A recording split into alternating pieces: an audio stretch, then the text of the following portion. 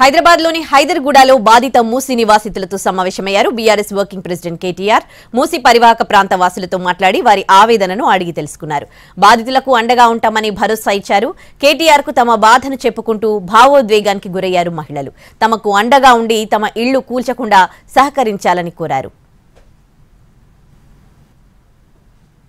రేవంత్ రెడ్డి, నీకు చిత్తశుద్ధి ఉంటే చట్టం ఎవరికి చుట్టం కాకపోతే నీ కాంగ్రెస్ ప్రభుత్వానికి, నీ రాహుల్ గాంధీకి కనీసం నిజాయితీ ఉంటే పేదవాళ్ల ఇండ్లకు వచ్చే ముందు, పేదవాళ్ల ఇంటి దగ్గరకు వచ్చే ముందు మధ్యతరగతి ప్రజలు తమ చెమటతో, తమ రక్తంతో మీరిచ్చిన రిజిస్ట్రేషన్లు, మీరిచ్చిన బిల్డింగ్ పర్మిషన్లు, మీరిచ్చిన బ్యాంక్ లోన్లు, మీ గవర్నమెంట్ ఆనాడు గతంలో కాంగ్రెస్ గవర్నమెంట్ ఉన్నప్పుడే తీసుకున్న లోన్లు, తీసుకున్న రిజిస్ట్రేషన్లు, వాటి ఆధారంగా ఇవాళ వాళ్లకు జీవితంలో ఒక ఇల్లు అంటే ఒక ఇమోషన్. అందరికీ ఇల్లు అంటే కష్టపడి రూపాయి పోగేసుకొని పిల్లలకు కనీసం అదన్న మిగిలిపోతుందేమో, ఎప్పుడు పోతామో తెలియదు, జీవితం అశాశ్వతం, పిల్లలకు ఆస్తి ఉండాలనే ఒక ఆలోచన తల్లిదండ్రులకు ఉంటుంది.